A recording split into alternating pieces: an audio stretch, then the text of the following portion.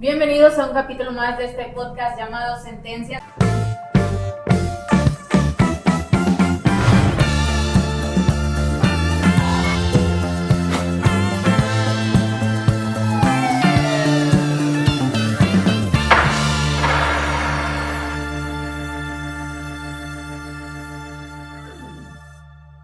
El día de hoy tenemos el gusto que nos acompañe el licenciado Edgar Humberto Muñoz Castillo, quien es secretario del Cuarto Tribunal Colegiado en materia del trabajo aquí en el Cuarto Circuito, en Monterrey, Nuevo León. Nos va a platicar una sentencia muy interesante, como en todos nuestros capítulos aquí en Sentencias. Y para más información de este tema, licenciado Daniel.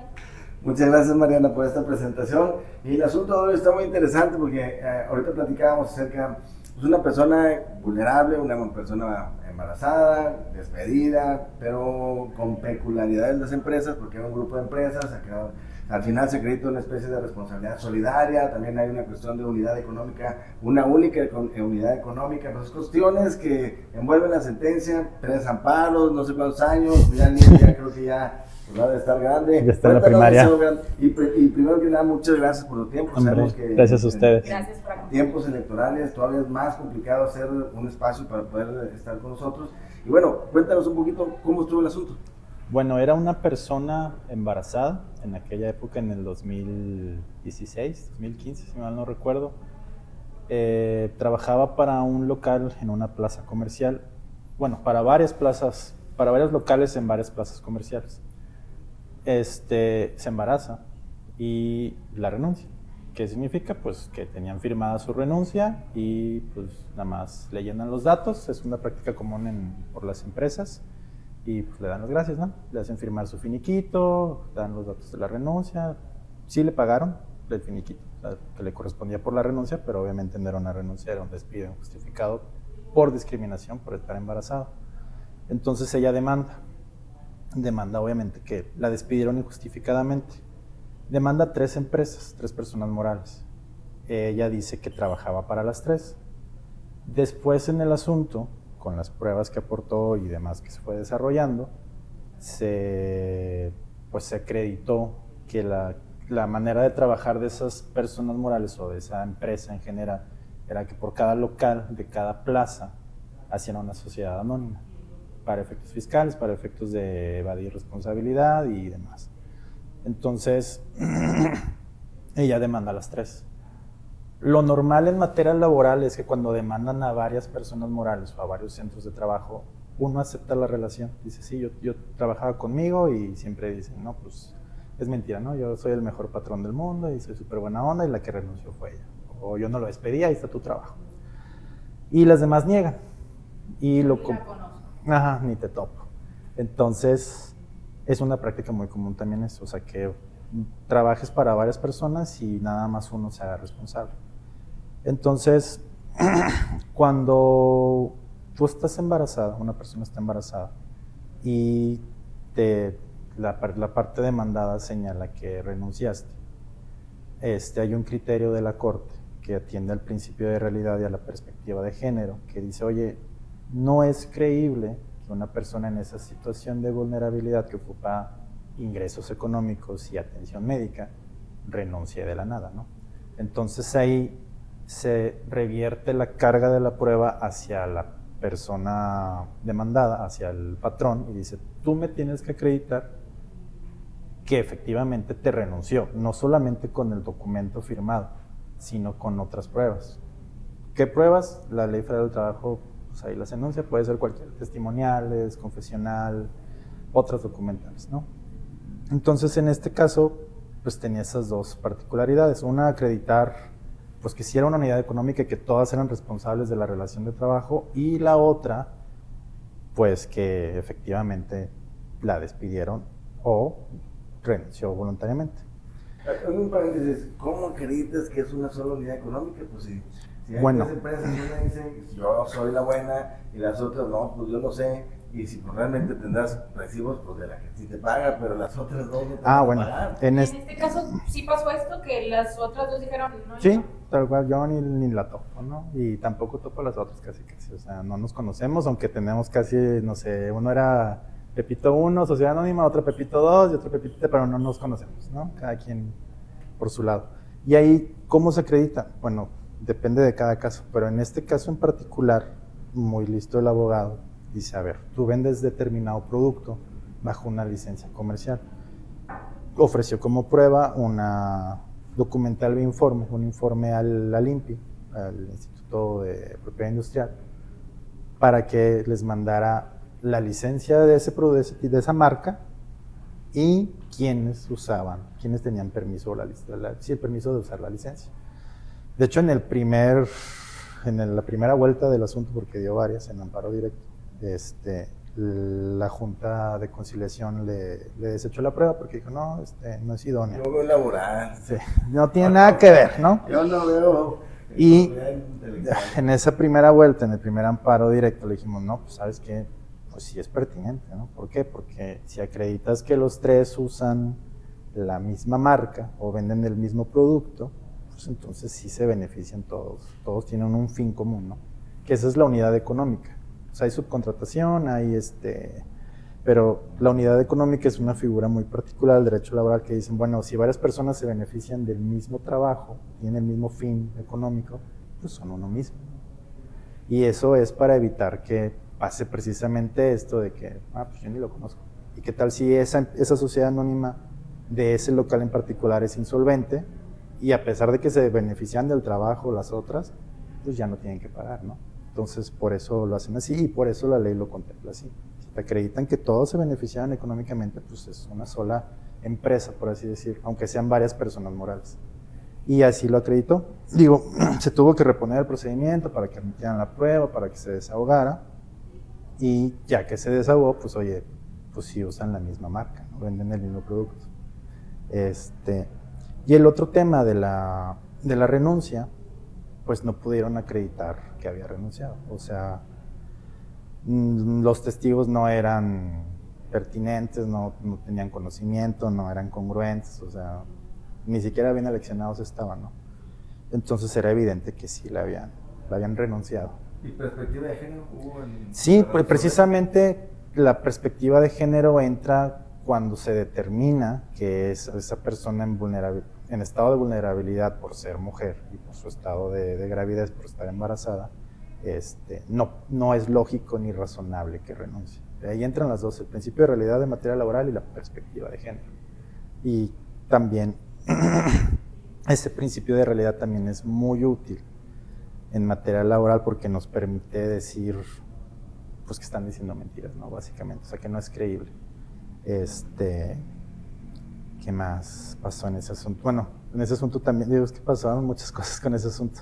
Por ejemplo, también estuvo interesante porque digo que el abogado era muy, muy novedoso.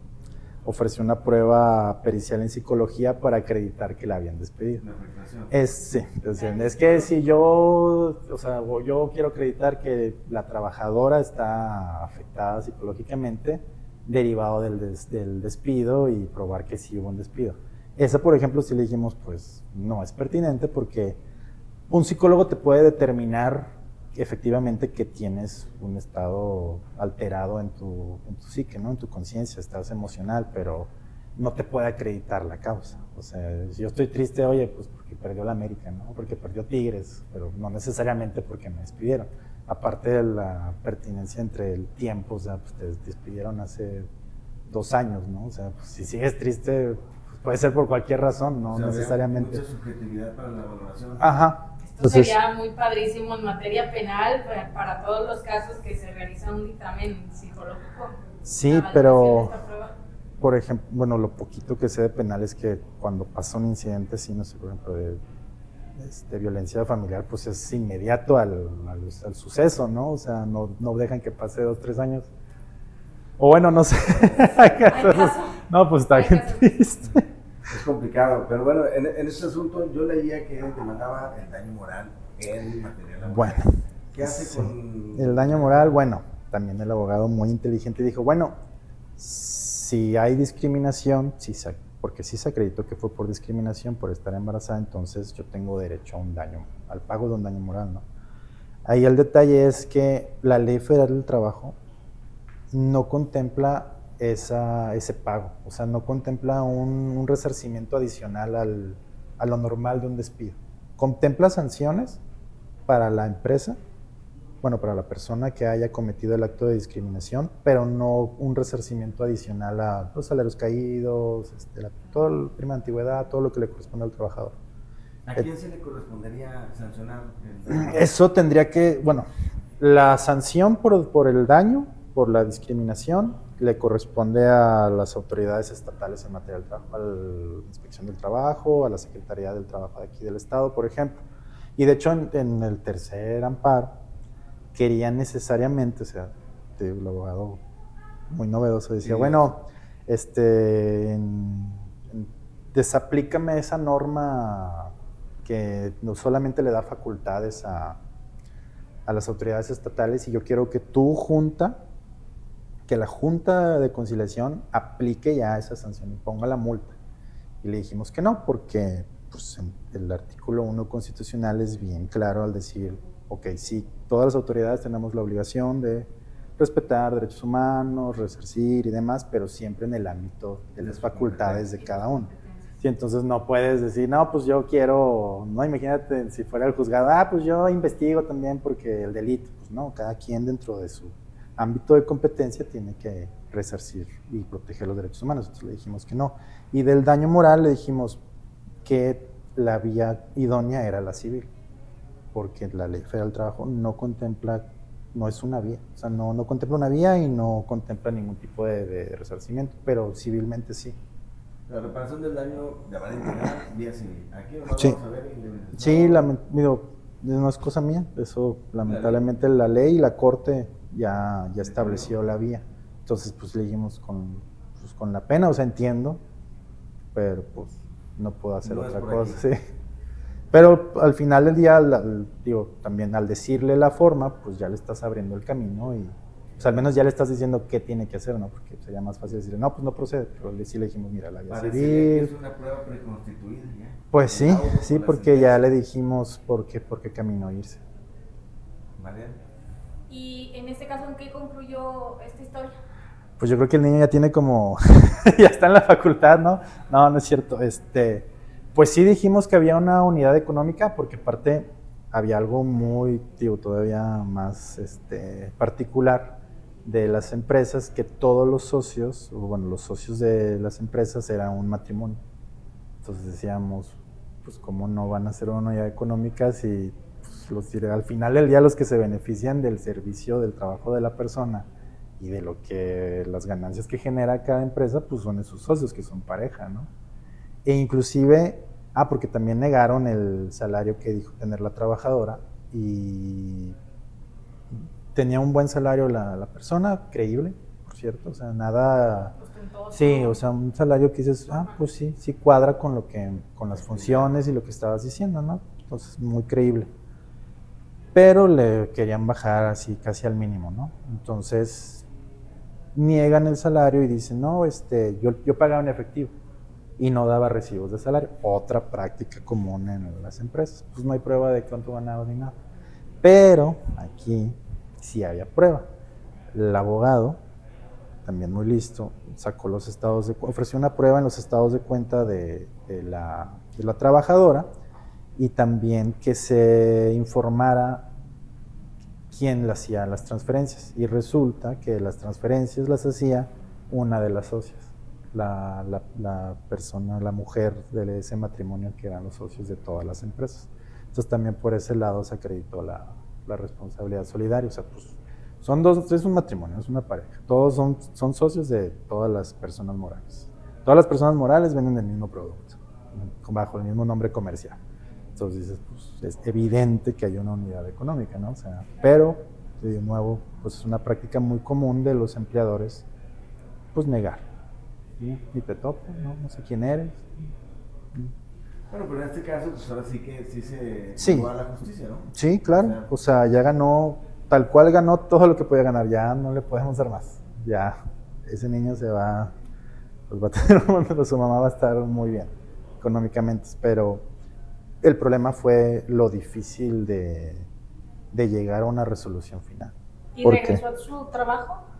No, porque pedí indemnización. Nada más. No quería volver. No, pues yo creo que nadie quiere volver a donde te trataron mal, ¿no? Sí, y pues a las prácticas y yo creo que en general se puede ser agradecido tanto como trabajador como patrón, ¿no? Tratas bien a la gente, se van a portar bien contigo y viceversa. Pero pues nadie quiere volver a donde te maltrataron. Concuerdo. Y te violenta. Sí. Licenciado, tú estás ahorita en campaña. ¿Cómo has sentido a la gente? ¿Cómo sientes el ambiente? ¿Ahora sí que la ciudadanía? ¿Qué te dicen? ¿Saben de la elección? ¿No la saben? Cuéntanos. Yo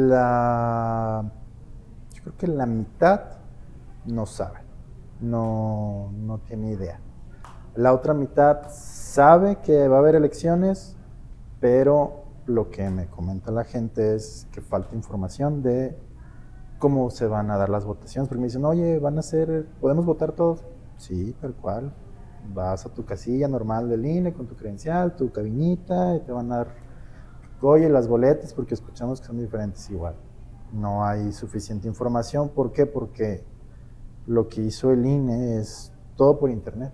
Entonces, por ejemplo, hay personas de la tercera edad, que son los que más están, lo que yo veo es que son los más interesados en salir a votar. Una señora me dice, oye, lo único que me heredó mi mamá es la responsabilidad de salir a votar y me lleva a todos mis nietos y todos los que puedan votar, ¿no? Entonces son la gente que a veces más interesada en salir a votar y son los que menos pueden estar informados. ¿Por qué? Porque no tienen esa Facilidad, conexión. de... Ajá, y no porque no quieran. También, por ejemplo, la página del INE, yo he entrado como candidato y no es nada amigable. O sea, para encontrarme a mí, mi candidatura es un show. O sea, tienes que poner la sección y no sé qué, el numerito, y luego filtrar por hombre, mujer. O sea, es un show nada más saber quiénes son mis candidatos que me tocan a mí. O sea, ni siquiera de todo el estado, nada más a mí. Entonces, sí, la página del INE no es nada amigable. No hay suficiente información en medios de comunicación masiva, en radio, televisión. Digo, habían prohibido que el gobierno se pronunciara sobre las elecciones. Entonces lo que hicieron fue básicamente, aquí estás tu candidato, te pongo una piedra encima y de ahí abajo haz campaña. No, es un reclamo para el INE porque esto que estamos haciendo nosotros es hacer un poquito de contribuir para la difusión de la elección y eso le corresponde al INE. Digo. Sí, o sea, pero lamentablemente, bueno, no lamentablemente, pero como candidatos, pues sí, también es nuestra obligación dar a conocer, explicar, pero pues sí es una tarea titánica porque, por ejemplo, yo lo que estoy haciendo es ir a cabeceras municipales, sábado, domingo. ¿Qué distrito judicial? Dos. Me toca San Nicolás, Apodaca, Guadalupe, Monterrey Centro, Monterrey Oriente, Monterrey Sur, Santiago, Montemorelos, Galeana y de ahí para abajo, toda la zona cítrica, hasta donde termina el estado. Entonces es muy difícil recorrer, por ejemplo, ya fui hasta Montemorelos, ¿no? Pero digo, hasta General Terán fue lo más lejos que llegué. Pero es difícil porque aparte yo como servidor público tengo que seguir trabajando, llevando mi vida normal, tengo hijos, tengo esposa, o sea, tengo mamá, por ejemplo, tengo a mi cuñado en el hospital, o sea, pues tienes que seguir haciendo tu vida normal, ¿no? Yo tengo que seguir yendo a trabajar por mis niños y todo, y dices, aparte de salir a hacer campaña, y luego aparte lo que tiene el INE, que nos puso reglas muy rígidas y dice, no, pues tienes que reportarme que vas a salir a repartir volantes y hacer campaña.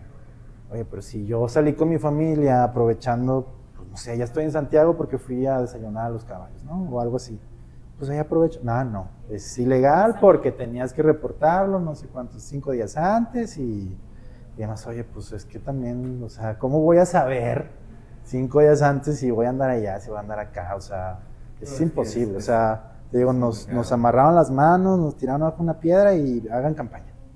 Sin publicidad, sin recursos, dices, oye, ni para volar, nada, o sea, pero ahí está Línea haciendo comerciales con canciones de anime y no sé qué en internet, para eso sí hay dinero. Entonces eso es lo irónico, o sea, a los candidatos nos trataron así como... Contra todo eso, vas a salir a hacer campaña. Sí, estoy, no, y la verdad a mí el problema que tenía la institución del Poder Judicial, como institución en general, es que no somos, o sea, eso de, todos son corruptos. No, pues soy corrupto, ¿no? O sea, a mí al contrario, ¿no? Me acusarían de empobrecimiento ilícito, ¿no? Empobrecimiento inexplicable, ¿no? Debo todo y no sé por qué debo todo. Entonces, No, el problema fue siempre de comunicación. Inclusive cuando fue lo del paro y todo eso, yo les comenté, yo no participé, porque yo sabía que había descontento generalizado y porque era una batalla perdida, ¿no? La gente estaba enojada y con justa razón. ¿Por qué? Porque a pesar de que pudiera ser una institución noble, que hacía en general bien su trabajo, no sé, un 80%, por así decirlo, 70-80%, sí había sentencias que dices, pues son un mugrero, ¿no?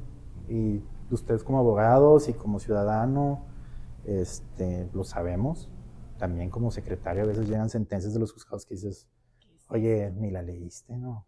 Y esto va contra jurisprudencia, o sea, ¿te valió? O no sé si estabas dormido, distraído, digo, todos somos humanos, ¿no? Pero tantita cordura, sí. Entonces, como institución nos faltó comunicarle a la gente lo que hacíamos, por qué lo hacíamos, la importancia de lo que hacemos, y porque obviamente o sea, es un trabajo bien difícil porque es como ser árbitro de fútbol, ¿no? A fuerzas va a perder alguien y a fuerzas va a haber alguien descontento. Pero si va a haber alguien descontento, mínimo sale a explicar, ¿no? Así saca el bar. O sea, aquí están las razones de por qué perdiste. Aquí están las razones de por qué resolví de esta manera. Y no, o sea, digo, la reforma anterior al Poder Judicial fue en el 94, ¿no? Yo era niño. Y en esos 30 años que tuvieron de oportunidad, nunca se comunicaron con la gente, con el pueblo, nunca conectaron. Por ejemplo, dicen mucho, oye, pues es que los jueces no liberan criminales, ¿no? Liberan personas que se investigaron mal por las fiscalías. Bueno, ¿y cuando te acercaste, tú como institución que estás viendo ese problema, con las fiscalías a capacitarlos, ¿no? A darles cursos y demás, o sea, gastaban en otras cosas, no sé, su canal judicial y otras cosas así, dices, pues mejor, o sea, pues capacita a los que somos parte del sistema de justicia, ¿no? También a litigantes, ¿por qué no? O sea, no, siempre fue muy aislado, yo estoy acá en mi... Decía un maestro, me acuerdo mucho en la facultad, es que el Poder Judicial es el Olimpo del derecho, ¿no? Casi, casi se creen allá superiores y aislados. Y ese fue el problema, no quisiéramos tan mal nuestro trabajo, sino que nunca nos conectamos con la gente como debe ser, porque al final del día somos servidores públicos, o sea, servimos al público, o sea, te debes dar al pueblo. Y ¿qué te cuesta, por ejemplo? A lo mejor no yo, porque pues soy un secretarete y no tengo tanta injerencia, pero a lo mejor un ministro, o sea, yo no vi a un ministro en la tele hasta hace unos años que el ministro Saldívar dijo, bueno, pues vamos a salir un poquito, ¿no? Y, por ejemplo, en Estados Unidos, los jueces de la Suprema Corte son rockstars, ¿no? Son personas relevantes culturalmente. Inclusive me acuerdo mucho en la película de Barbie, que sale Barbie, jueza de la Suprema Corte de Justicia. O sea, ahí está la diferencia cultural, ¿no? O sea, cómo ellos sí se comunican socialmente. Tan es así que es como una carrera deseable y un camino de vida como muy padre, ¿no? Como ser astronauta, Barbie jueza de la Suprema Corte. O sea, a ese grado llega. Y aquí en México ¿qué es un juez? No sé. ¿Por qué me debe ser relevante un juez? No sé. Y la gente, o sea, ahora que he salido a platicar con la gente, sí le importa. O sea, si tú le explicas a la gente sí te entiende. Y sí le interesa y le empiezas a contar más y dices, sí, está muy bien. Y mucha gente está a favor de la reforma porque precisamente es darles importancia a ellos, a lo que creen. Y, por ejemplo, una de las objeciones más grandes de la reforma era, ¿cómo la gente va a saber? Bueno, ¿por quién votar? Pues explícale. O sea, pues es que no saben porque en 30 años no hiciste nada para que la gente supiera qué hacíamos. Entonces, pues el problema es, ya está esta situación, pero ahora hay que salir y hacer que a la gente le importe, y porque sí le importa. De hecho, otra anécdota, fue en Montemorelos.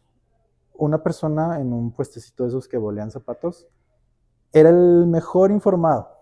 Llegué, oye, me presenté, soy tal. Sí, fíjese, y las boletas son así. Él empezó a explicarme, son de colores, bla, bla, bla, y por número, no hay partidos, no hay final. Yo, mira, o sea, sí hay mucha gente que le importa. No, o sea, pues es importante también nosotros darlo a conocer más y entender eso. Si tú le explicas a la gente sí entiende. La gente sí le importa.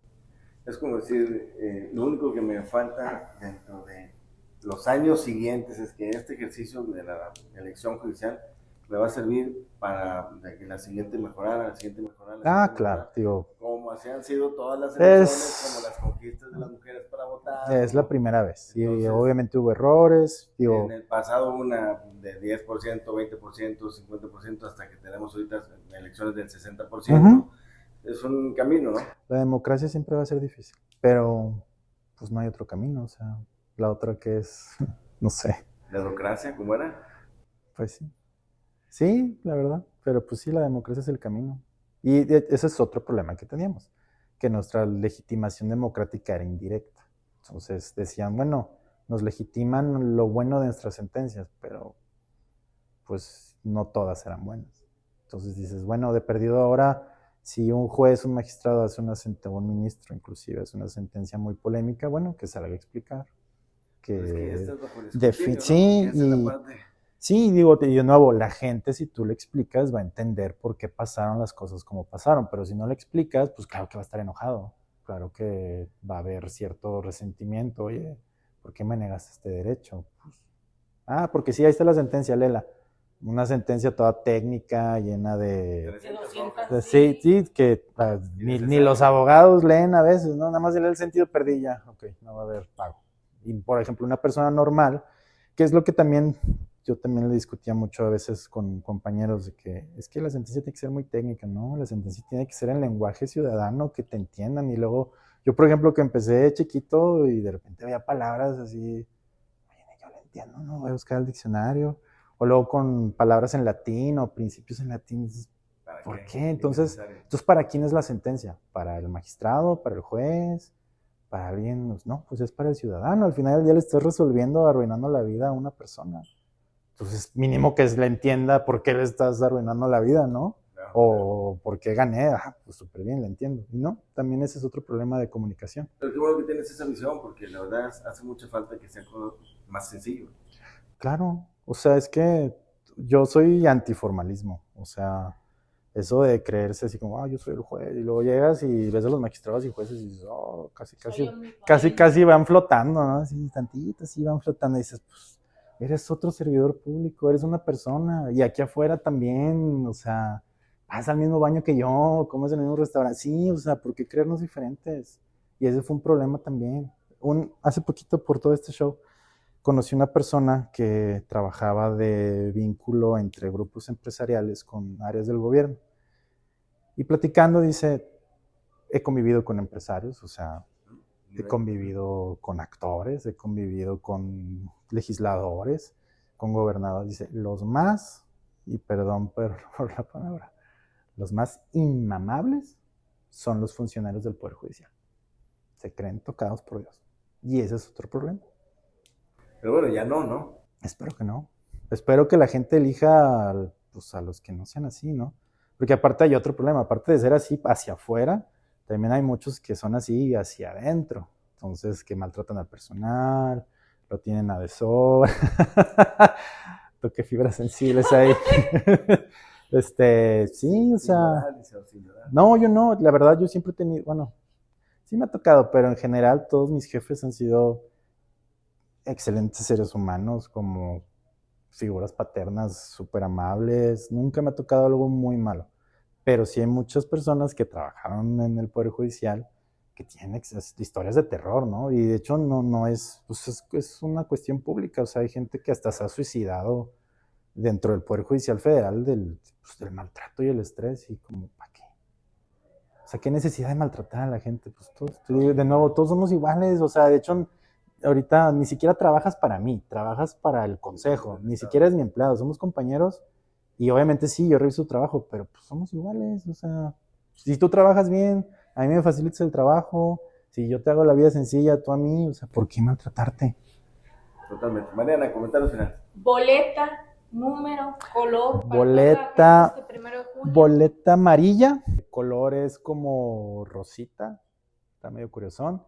Y número 16. Entonces, para votar por mí, pone el 16 en el color de la materia laboral, que es como un rosita moradito. Excelente. Pues a todos los que nos vieron, nos escucharon, muchas gracias, licenciado, muchas gracias por tu tiempo. Gracias a ustedes. ¿La boleta? Amarilla. Número 16 en materia laboral, que es como Rosita Moradito. Ya saben, voten por licenciado, si es que les parece, vean su perfil, está en las páginas del INE, está en otras páginas también que están publicadas ahí en ligas de internet. Y bueno, nos vemos a la próxima. Muchas gracias. Gracias.